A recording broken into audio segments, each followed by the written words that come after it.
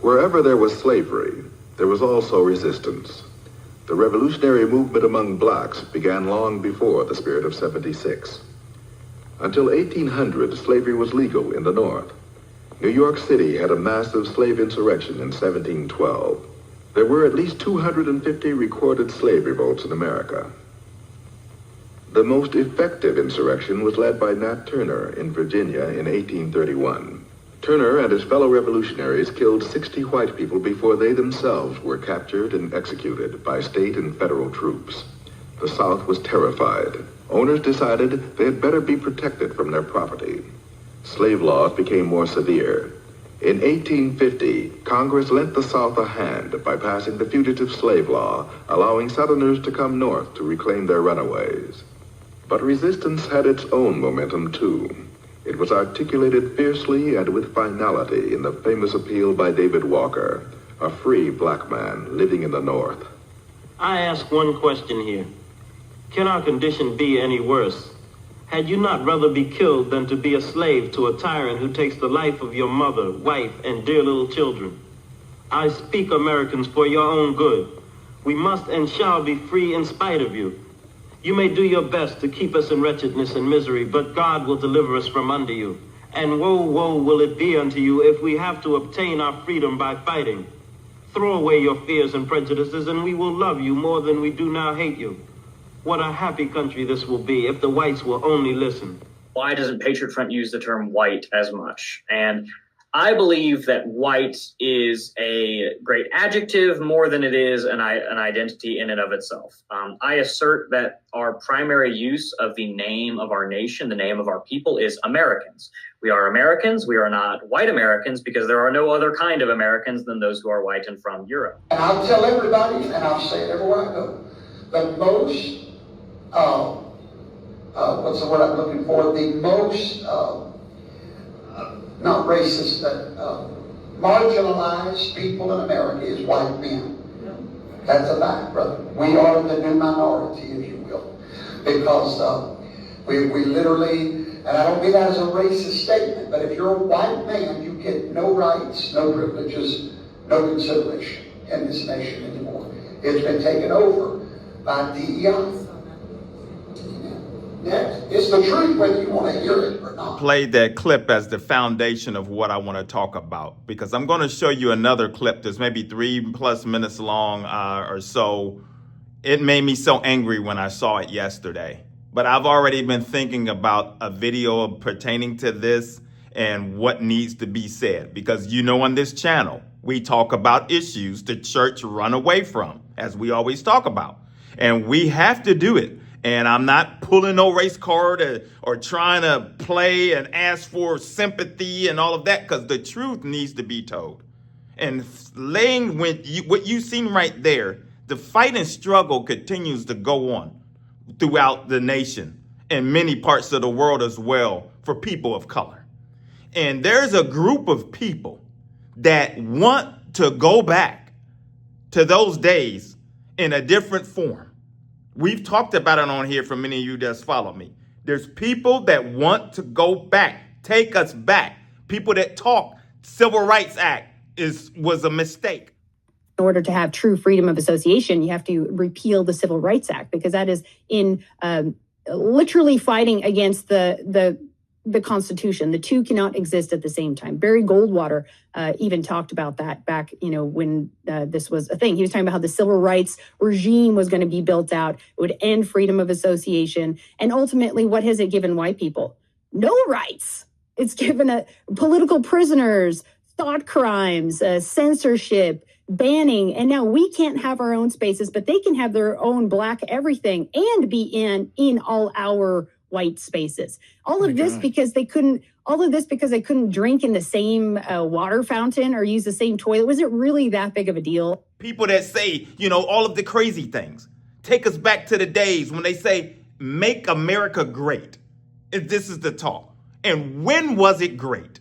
That's the big question, because according to history, it was never great. It was great for a certain group of people. And because of what happened, I believe that from when Obama was elected president in 2008. And then when he won again, I think that stirred up the hatred and bitterness within many people's hearts, especially the ones that were masquerading as Christians. We spent 90 years decaying in the Rooseveltian system, and it just got, in the last 10 or 12, really with Obama and Biden. I mean, Obama was a major factor in creating a much more racist and much more dangerous America. And Biden, of course, was essentially Obama's third term. So I think we're now going to dig ourselves out of that. Stirred up the hearts to where they haven't gotten over that yet. They still haven't gotten over it. And they still talk about it to this day. That's why they can't get the man's name out of their mouth. He's been gone. And they can't stop because they can't let it go that a black man was in power when these people, certain groups of people that wanted to control people, that are their spirit, the spirit of those people back in the slavery days, the Jim Crow era, for many of it, is living through this current generation right now in many places, and especially within the church. So I want you to watch this video. I just want to prepare you. You're going to get angry if some of you may have seen it already, but I want you to see these people that are masquerading as Christians talking about executing young black men, trying to get the blacks in order in some kind of way by execution. Take a listen. Let's say that somebody was coming into our church and they're black, and would they be eligible for membership in our church? Yes, they of course they would. They'd be eligible for membership in our church. But would they be permitted to participate in, embody, and practice what I would call black culture generally in our church? The answer is absolutely not. Why? Because the characteristics that mark black culture as a generalization, in the same way Paul's talking about Cretans on Crete, they are evil, murderous, violent, bestial people. They steal, they kill, they destroy, they look like Satan in how they act.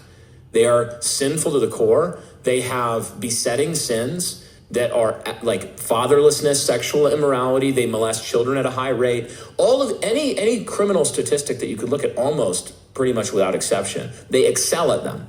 Black culture. So when we make this generalization, one of the purposes of it, one of the points of utility for it, is for black people who do not embody that culture to repudiate it, hate it, and also for policymakers to make the kind of political movements and in terms of law and order that would usher in the change over time of that culture. One of them would be something like, I tweeted about this, the law of Moses in Deuteronomy 21 concerning a rebellious child. If 5 to 6% of black, I think it's something like 5% of black males are murderers. Yeah, 5% of young Africans are committing the bulk of the murders. So if you had 100 black men in America, a room, even just, I think specifically, if you had 100 black men in a room, 5 of them would have committed murder, which is a lot, quite a few. Well, as Matt Walsh pointed out, the actual number of blacks who are committing murder is more than whites. Right. And whites are significantly greater, 60% compared to 13% percentage of the population. Yeah. So if you take that, and then you took a law like Deuteronomy 21, which is a just law that God enacted through Moses. The law was that if you had a rebellious son, you have a child they're coming up into their manhood, and they're rebellious, they don't listen. He lists some characteristics, and even though they're disciplined, they will not turn. He says the fathers to bring them out into the town square. This is a rebellious son, and then they stone him to death. They kill him. And an armed robber would certainly be one of those. Oh, absolutely. Armed robber, all the ghetto violent culture. Crimes. Basically, take ghetto culture, it would describe this to a T. If you did that over 3 generations, how much violent crime would you have in the 3rd and 4th generation? Much, much less. What we've done instead is we've actually, with unjust weights and measures, we have wildly penalized whites for even virtuous acts in lawfare. And we have done everything because liberals have appointed blacks to positions of power, and they're practicing ethnic and racial in-group preference, like the several black women who were involved in releasing DeCarlos, the murderer in the Charlotte? I think 14 felonies. times. Yeah, something like that. His younger brother was a murderer in prison. His father was a violent criminal. Okay, so there's 2 sons and a father. If they'd cut that line off back the generation or 2 before, there's no DeCarlos to slit the throat.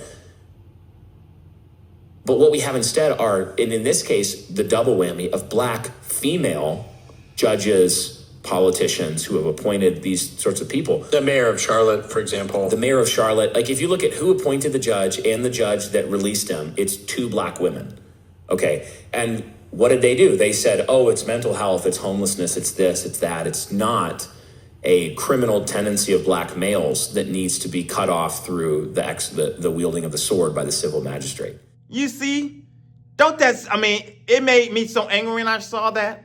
And I'm like, okay, you have people like this. This is what they think of us. This is what they think of people of color. This is why you see this everything. It doesn't dawn on you, for some of you out there that are white or so. And I'm not saying every white person is like this, that are heartless and racist and bigots. And I'm not saying that. But I'm just saying for some of you people out here that don't recognize, ain't it ironic that it's always something to attack people of color? Doesn't that, especially the church? Because we know that 74% of white evangelicals continue to stand by lawlessness with the current man that's in power right now. And I believe that the MAGA movement, the whole MAGA sphere, is nothing, as we talk about, is white nationalists. This is nothing but a white nationalism. Because why all of a sudden, as you see here, when I'm going to show you this clip before I show you another clip after that, listen to these people talking in the group. They feel like they've accomplished a great thing when they've gotten the power and people in power in the places where they need to be. A lot of us took a lot of slings and arrows. I know me especially, I took a lot of slings and arrows over the past 10 years, Blonde, Dave, and we took a lot of slings and arrows to be able to normalize the conversations or somewhat normalize the conversations that we're having today.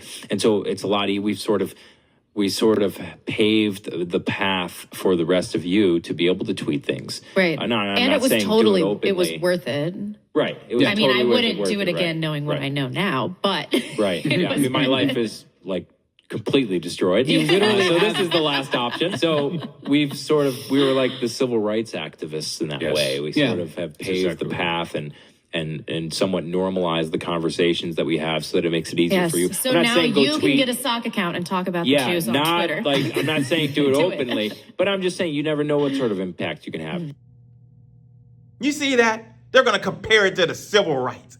I mean, this is crazy stuff. See, but this is where they've gotten comfortable now. You've got these bigots and racists and people that are undercover KKKs that have sprung their heads out. They're more comfortable. They have said more things to people, do more things. They feel like their actions are covered. And all they got to do is run to the right state, run to the right place, just like it was back in the day, the South, where it was all safe for all of their hatred and bitterness and everything that they did. And then the North was just as complicit. It took them to 1800 or so, but still, that didn't change anything because it was still. I live in the Midwest, and I hear the stories from people that have grown up, or even up into the 60s and early 70s, mid-70s or so. And I even remember experiencing it myself, some of the things as a child in the 70s. So, but as far as adults, some of the things that they've experienced, even in the Midwest. So, but I want you to listen to this interview right here, just to show you, even after slavery, where this is where the mindset of a slave, family, where he's generational of slaves, and just the mindset. And he's supposed to be more liberal. It's supposedly this guy, what he says as time has went on. Listen to this interview and what he thinks about us back then. Is it possible that white people have something to do with the lack of ability for blacks to assimilate into this culture? Absolutely. The white man has certainly been prejudiced and to quite an extent unfair. But customs die awful hard. It takes a long time. And everyone knew years ago that the Negro would have to be given equality. But in the South, knowing Negroes as we think we do, we realize it would take time. It's been compared to straightening teeth. It takes a slow, steady pressure. You can't do it with a hammer. And white people's attitudes will change in time. I'm a lot more liberal than I was 5 years ago, and I know I'll be a lot more liberal 5 years from now, and I think almost everyone else is in that category. What has tended to make you more liberal? Well, realization that the Negro is a human being like anyone else. Mr. Hasty, what did you think we were before you began to think of us as human beings? Well, in a way, we thought of you almost as a very superior pet. Something, or rather someone, we had to take care of, because we had to do so much of their thinking for them. We had to do almost everything for them that, except living their own lives. Anything outside, we had to do for them. You see? He thinks of us as just we couldn't function, or we had to be just so, pricked and primed, and we had to, they didn't know any better, and all of these things, because it's this form of control. And that's what it boils down to. This is what the devil has got. He's having a field day with this. He has gathered up so much confusion and turmoil, and he's found, where it talks about in Hebrews, where it talks about laying aside that weight and the sin that so easily besets us, or the sin that so easily trips us up. Guess what? The devil has found that sin in the hearts of many people. He has found what it is, allowed it to spring itself up and trip many people up, because that hate that's been hiding, and they try to play it off and go about their regular days and the way they conduct themselves. But oh no, now you see, because silence with you seeing people being mistreated is just as guilty. Because if you are, especially as we talk about some of these people that are supposed to be in these high leadership places in the spiritual realm, you got people, these evangelicals at high places, sphere of influence, lots of money, and all of the things that are needed, and the power. But guess what? You don't hear them with a megaphone saying anything to stand up against people being mistreated within society as whatsoever. They don't care. They don't care if the people and if you're a poor white person or whatever is going on with you, and you're sick, you don't have adequate whatever and within your communities, they don't care. These evangelicals that are sitting up there going right into when they're Bentleys and private planes and all of these things. They don't care. They don't care. Long as they can rub elbows with those in the high places, and long as they stick close to the government, and they stick close to the government and try to merge their hatefulness and take us back and strip the laws that have been put in place and take people back and basically, because we have basically the word, as they say, when a black person or a person of color, you done got out of place, boy. You done got a little too uppity. That's what's then happened. They don't like it. They don't like people trying to better themselves. Whether, any better. They don't like women trying to better themselves. They don't like people of color trying to better themselves. They want to keep everyone underneath them. They want the women home, having babies in the kitchen. No more. Get off the birth control. We're going to ban that.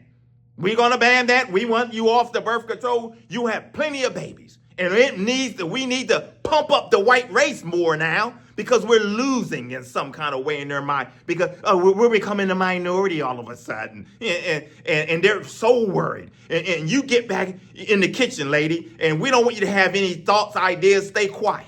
And guess what? I believe, and I'll add this in here. If it wasn't for Clarence Thomas being married to a white woman in that Supreme Court and things, I've said it before, I believe that interracial marriage will be on the table, and it still may be on the table. It still may come up. So you got that.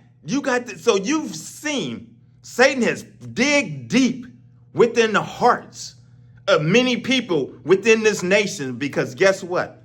The evil sins and deeds of this nation, it's never went away. It's never went away. It's just been dormant and it's never went anywhere. And the devil has known how to dig this thing up. And guess what? The Lord has looked upon the churches, looked upon those that's supposed to be carrying out the mission. And he has looked and he has frowned upon it. And as I've mentioned before, the judgment of God has fallen. It has fallen upon this nation because the sins and the blood is crying out. And people have failed to repent. And they think that they can go forward in his name and do various things in his name. God has had enough. God has had enough, and we've had enough on this particular channel because we're going to call this kind of stuff out. We're going to call out these folks that are masquerading as Christians on YouTube, the churches, because the Lord is shutting down the churches. He's shutting down these pastors that's been masquerading for, and if it doesn't happen, let's continue on. Remember, as I close this out, remember what happened. You had this plantation burn up here recently, this past summer, or when did that happen? In the spring or so. It was a plantation. Somehow it caught on fire mysteriously. This so happened to catch on fire.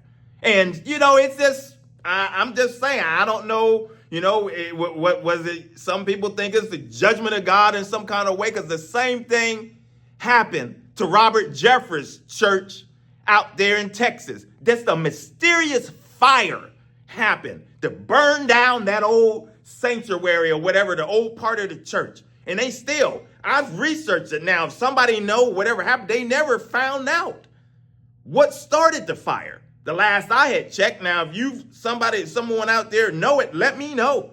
So that's kind of, that's what I'm saying. These folks that are playing around with the Lord and thinking that they're going to get away with it, you continue to mistreat people. You continue to do the things you do towards people and evil deeds. I can guarantee you the Lord ain't going to let you get away with that. He is not going to let you get away with it. And as the old saying goes, some of you olders that know, and my aunt used to tell me, God don't like ugly. He don't like ugly. He don't like those that mistreat others. He ain't going to let you get away with that. And it is a dangerous thing to play around and to put your foot on the necks of others.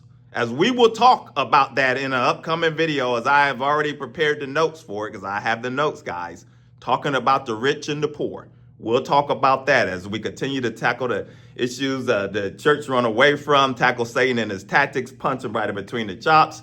Evangelism for God, your channel. My name is Maurice Braxton. Until the next video, my friends, take care. God bless.